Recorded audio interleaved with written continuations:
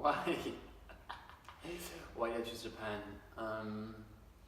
Because it's a country, like, I was not passionate about Japanese culture or anything else. I was just really curious. So I would say, like, I choose Japan by curiosity. For me, I first applied for the Erasmus program and I was supposed to go to study in Sweden.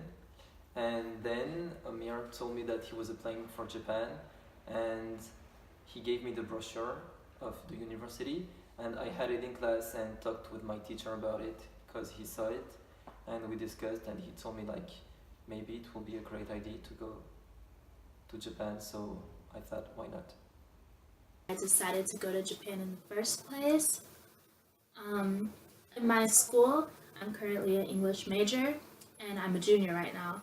And my minor is Japanese studies. My goal is to teach English abroad in Japan after I graduate in 2019. And so study abroad was a really important thing for me because I wanted to make sure that I was ready to go into a culture that was different from my own, and I wanted to reduce the initial main culture shock I would get that would be huge and overwhelming if I just jumped into an overseas market without prior experience. So that's why I thought study abroad was really important for me. I chose Japan because I wanted to explore the part of the world where I'm originally from, because I was born in Taiwan and I've never been back. And so at first I was looking into Taiwan and also South Korea because of their music industry, and but I didn't find any university that just seemed like something I would want to, I don't know, go to. So I ended up choosing Japan because of Kansai Gaidai and its Asian Studies program, because it was all in English, and yeah, I can't really speak any Asian language.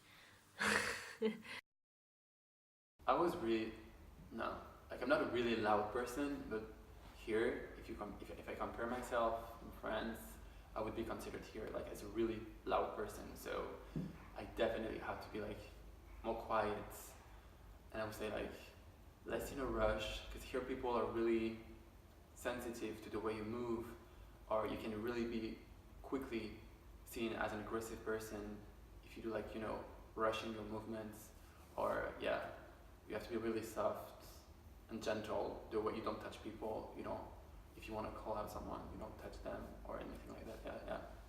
I had to become more a soft person. And for me, I didn't have any problem in terms of comportment. I'm Behavior. yeah.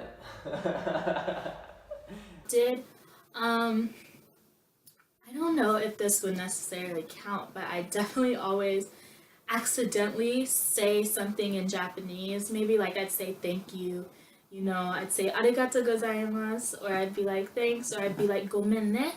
I'd say sorry instead of saying sorry to my friends. A lot of times I'd end up saying oh gomen ne, or I would just talk to someone who didn't even know Japanese. Mostly I would do it with my friends who of course spoke Japanese, but when I came back from Japan, it became so much worse because it was part of my everyday life to speak Japanese that I would be in English class. And I remember in my English class this semester, I actually was called on by the teacher, and I had taken a minute to find the page number, and I said, oh, gomen nasai. And she was like, huh? And so I was like, oh no, I'm sorry, I did it. There I go again, speaking different languages. It's just something that I've happened to pick up. The adjustments I had to make in Japan for the manners, I still bow a little when I thank people for stuff, and that's just really like, it's really like a reflex. I just do it without thinking, and I know I didn't do that before. So yeah, people kind of laugh at me when I do that. Like nothing has really like shocked me in a bad way. It was more like in a good way. anyhow, respect the way people behave in society. This is shocking for me in a good way. So that's the only thing. Otherwise, there's no trash in the streets. That's the real struggle. So that's why I knew it before, but I never realized how annoying it is actually in real life. Like, yeah, there's no trash. It's really hard to find one. So that's what shocked me the most, I think. Yeah, I knew that like Japan was a very clean and safe country and people were polite. So even if like we know that we're going to experience this, like, I mean, really seeing it like for real was really shocking because you don't expect people to be that polite and like a country to be that clean, because sometimes in France there are cities that are very clean, but compared to Japan, like, Japan is really clean. So yeah, I was kind of shocked by it. I feel like I became a lot more polite after living in Japan. I mean, I was really polite before too, but I mean, just more. And some things that shocked me about Japan, not eating on the train was like the weirdest thing ever, because in Sweden, I guess we're kind of stressed. I mean, people are stressed in Japan too, and I really don't understand why you're not supposed to eat on the train, because that's just a really natural place to eat when you're on the run to something. So in Sweden, it's not weird to like have your lunch on trains or whatever, or subway, because it's it's not weird. But so like whenever we would go, I would go to like Osaka or something, which is like 40 minutes from where we, not 40, 30, 20, okay, whatever, just a bit from where we lived. And then I remember buying like a sandwich or something, and then I was about to open it on the train, and everyone goes like, no, you can't do that. I'm like, what? Like, we're gonna go into the city, we're gonna be there all day, I need to like eat something now before I get like really if I get hungry, I get really in a bad mood. So yeah, but then I just had to sit there and wait for like the whole train ride, and then we came to Osaka, and then everyone wanted to start going places, and I was like, but I need to eat, So I had to eat while I was going, like walking, and that was just, it would have been nice to just eat when I was sitting down. But yeah, so because in Japan it's just considered extremely rude to eat on the train. But on the other hand, it's okay to drink alcohol anywhere. Like, I could sit and drink alcohol on the train and no one would care. If you do that in Sweden, you get busted. So what shocked me also was when you were like, for instance, in a public transportation, and you want to call someone, like an elderly person, if you want to say like, hey, sit down, like, don't touch them. Like, I remember my brother saying to me like, oh, call the old woman. She's like, ask her like to sit, and I was like, oh, how can I call her? She was like behind, And I was like, just touch her. And I was like, no, how? She would be like so shocked, and I just called her really gently, like, sorry, sumimasen. And she thought like, she saw me and freaked out, and she completely left. She went the other side. And I was like, thank you. So yeah, people are really, I think especially with foreigners, they can feel scared really fast, so we have to be really careful.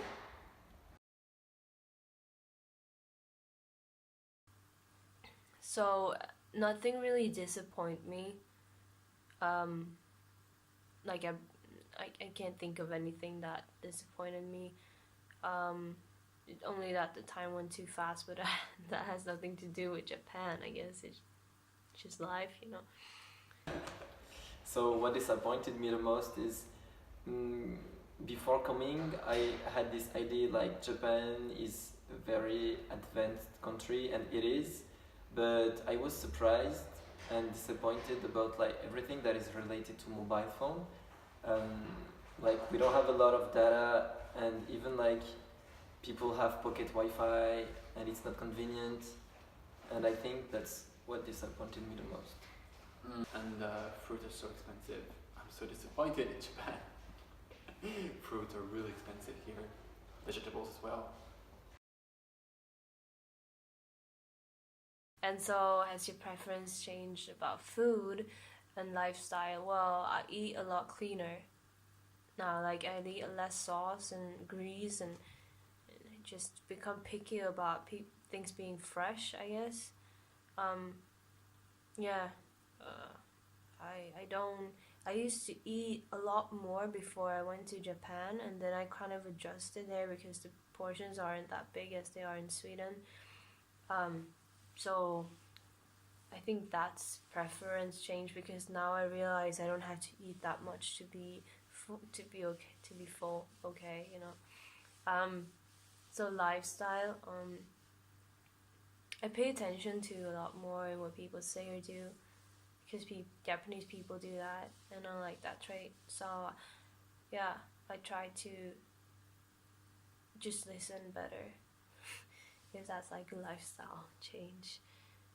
Yeah, sushis we eat it like almost not every day, but at least 4 times a week. So that is a major changement.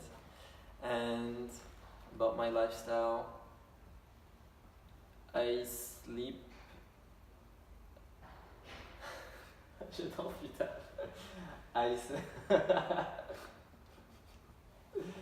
Comment je dis j'adore putain? Later. Yeah, I just sleep later than usually in France. Maybe because like the fact that I live like by my own here, so I do my homework, I have to cook and life. So yeah, I just sleep later. Was forbidden. Okay, yeah. Something that like is frowned upon in Japan is to sit with your legs crossed. Like it's extremely rude. Like if you'd go in a job interview and you sit with your legs crossed, you probably wouldn't, or you wouldn't get the job because it's just not okay to sit like that. And it's weird because in Sweden it's really polite to do so. Like it shows that you're being serious. Like you're, I don't know. It's just that's the way we're sitting when we're being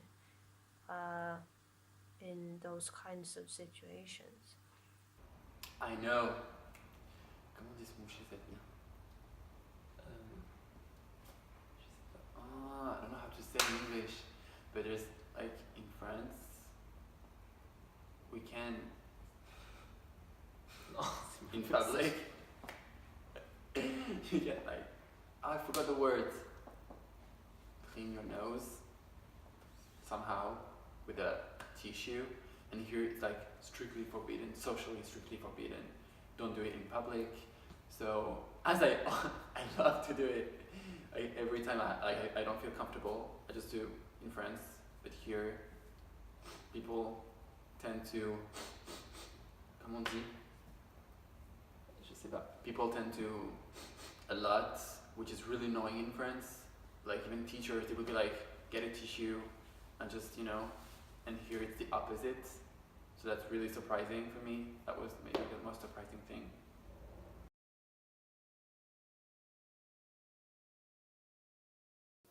To end, I'd just like to say that I think that people should travel because it's a great opportunity to meet people from around the world and to not only broaden your own cultural view and your own worldview, but you can also add something to someone else's worldview that they never thought that they could change or never thought that they could explore something that they were not interested or even interested in before. Experience of Japan, and I really want to go back, and if someone ever gets the chance to go because it's the greatest country and you love it. So Discoveries, meeting new people, open your mind. And yeah, discover the world and creating great memories.